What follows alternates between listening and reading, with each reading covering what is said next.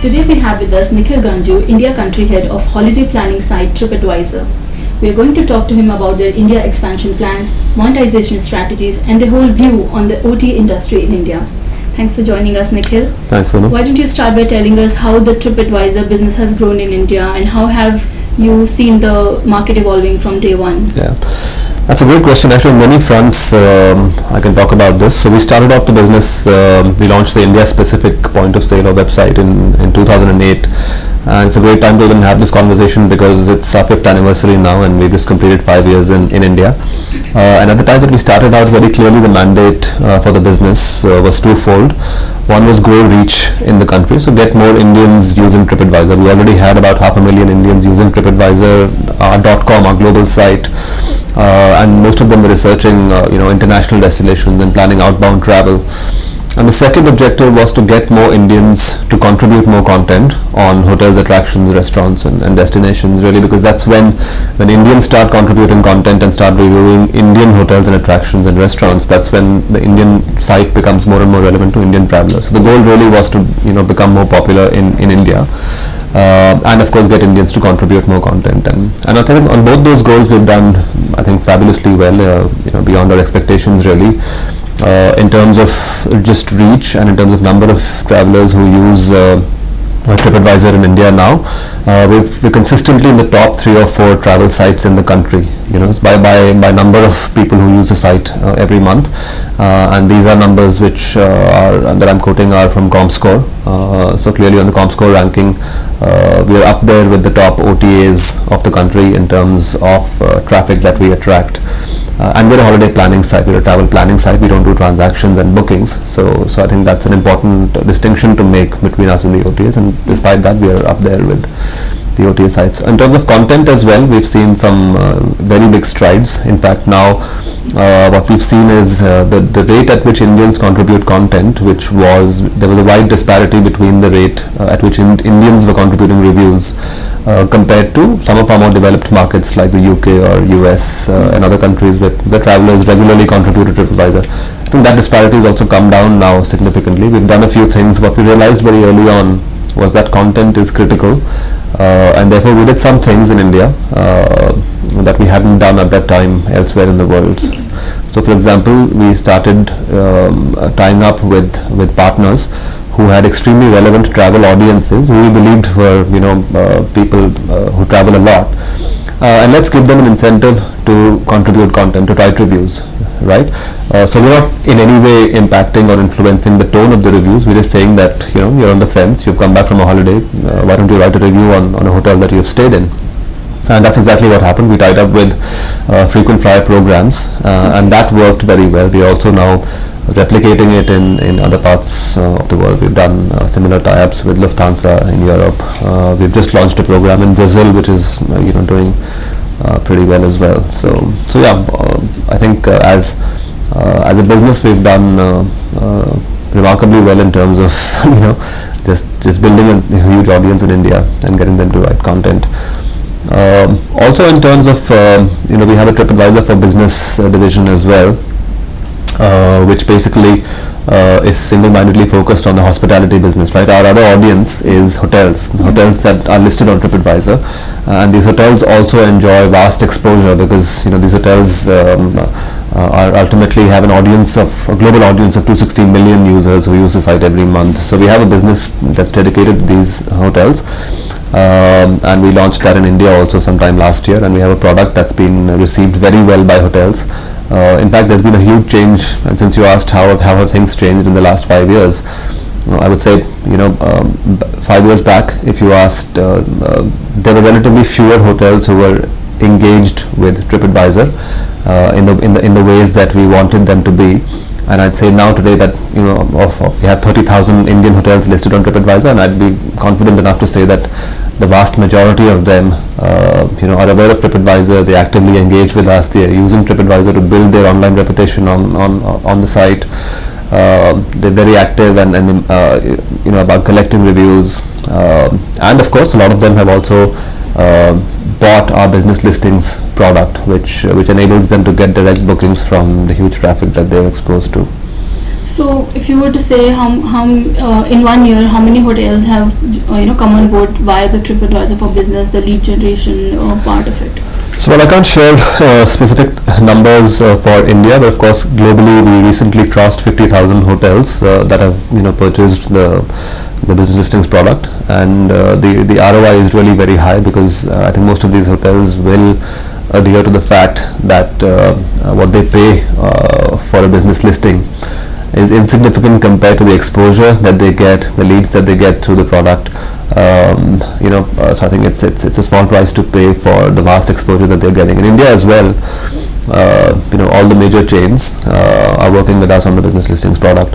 All the highly rated hotels, in destination after destination, who embrace TripAdvisor, who understand the importance of TripAdvisor to their business, they are buying business listings. So we're rapidly increasing penetration, of the product amongst Indian hotels as well. And globally, how much has this been contributing to your overall revenue? So yeah, it's been a fantastic addition to our monetization lines. In fact, now around about 10% of our global revenue, which last year was around $763 million, that was our top line. 10% of that, came from the TripAdvisor for Business product. So going forward, do you think you can use this kind of monetization route for adding any other category to the site? Absolutely. So just since you mentioned monetization, I'd just like to explain the primary monetization lines that we have. So almost 80% of our top line or revenue comes from pay-per-click advertising, which basically where we send our hotel shoppers, people who've come to look at hotels on TripAdvisor, to hotel booking sites, right? So the leading hotel booking sites in India and across the world participate, in our meta functionality, our recently launched meta functionality, where they're providing us live pricing and availability, which we show to our hotel shoppers who are looking for hotels on TripAdvisor. Once we send them to a booking site, that's when the booking site pays us, and that contributes to about 80% of our revenue. The second line is of course display advertising, so banners that you see on the site, and the third one is the TripAdvisor for Business product that I spoke about. We recently announced that under the TripAdvisor for Business division, we are adding a product called Trip Connect, and we're really excited about it, and I think it's also already, since we've announced the launch, we've noted significant excitement in the market as well. Almost 260. So let me explain what the product is firstly. This product will now enable hundreds of thousands of hotels around the world to also participate in getting traffic from TripAdvisor, so on a pay-per-click basis. So apart from the business listings opportunity, where they pay a flat fee for a listing, a fixed listing on their page, now they can also participate in drawing traffic to their own websites on a per-click basis, exactly how the OTAs have been doing with us. There was a clear need in the market. Hotels have always wanted to participate in drawing traffic to their own websites, and through the launch of this product, we'll be able to give them this opportunity to do so. Already more than 250 booking engines that work with hundreds of hotels on an individual basis. They've signed up with us to participate, and we're launching the product soon in October. So what is your view on the whole OT industry in India? How is it evolving? I think all the major players are now waking up to the need of having some kind of content on their site. So do you think there can be one site that can have bookings as well as content, and the mix of both? It's interesting, nobody's really been able to get there yet.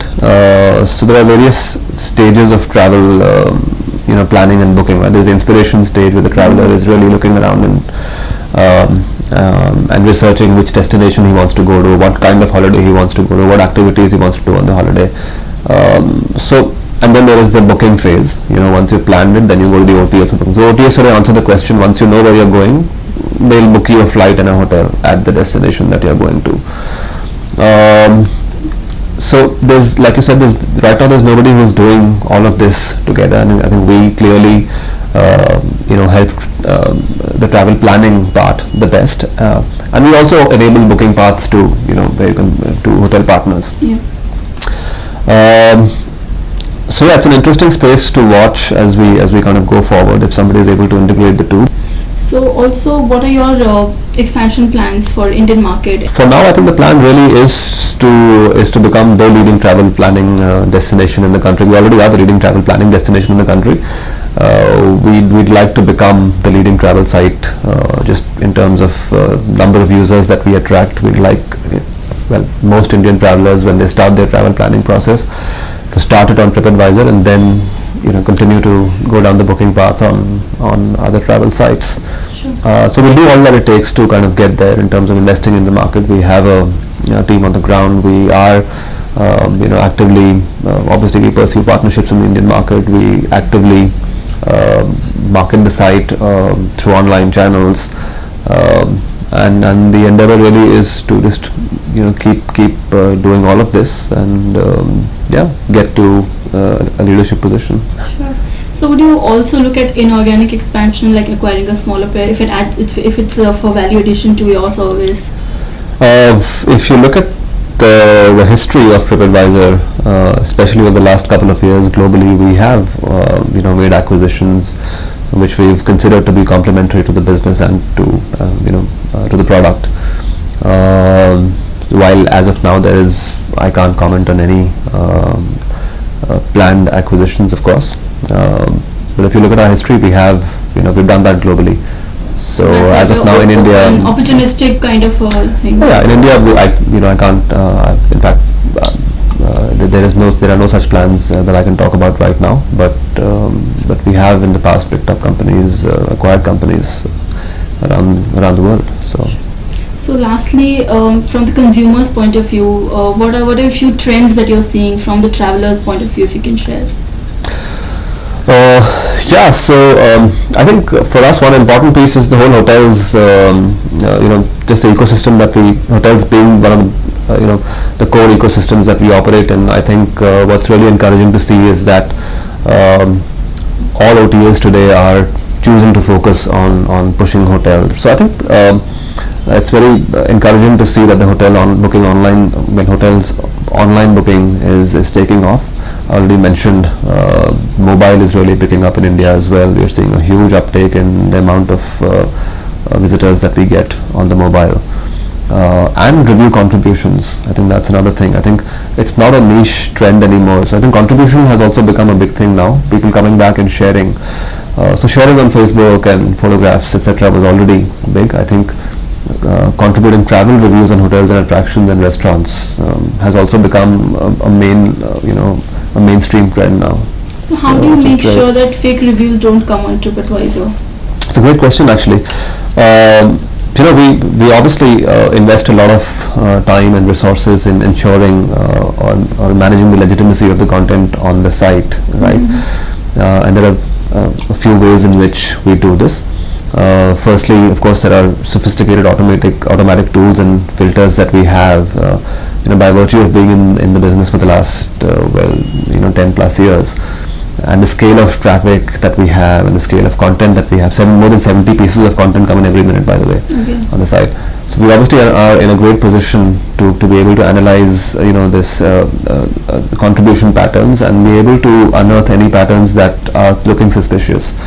So our level of sophistication has gone up significantly, and we're able to detect any suspicious activity by simply the filters that we have. Secondly, once anything is flagged as suspicious by the automated filters, we have a dedicated team of content integrity specialists that look at every such piece of content that a filter triggers off as suspicious. And this team comes from backgrounds which really are very strong backgrounds in fraud detection. So, for example, credit card fraud. They have past experience in dealing with credit card fraud, or other kinds of online fraud. So we have teams of specialists who are clearly dedicating a lot of time to looking at each of these pieces of content. And lastly, on a community like ours, the community itself is very active in policing the content, right? So every piece of content on the site has a link which says problem with this review, or report this as inappropriate. And you'll be surprised that, we get a significant volume of from the community itself, who thinks that, this review is, this piece of content looks suspicious. The community polices itself, and everything that is reported to us by a member of the community again is looked at by the same team of content integrity specialists. So clearly, I mean, the accuracy of the content is something that we maintain, very strongly, because it's because of the accuracy of the content that, I think more than 98% in most surveys that we do, more than 98% of users tell us that they will come back to the site, they will recommend the site to another person. And that would not happen. Such a high loyalty rate and such a high rate of growth of traffic would not happen if the content was not accurate. Great. Thanks for talking to us, Nikhil. Thanks You're a lot welcome, for your time. Sonam.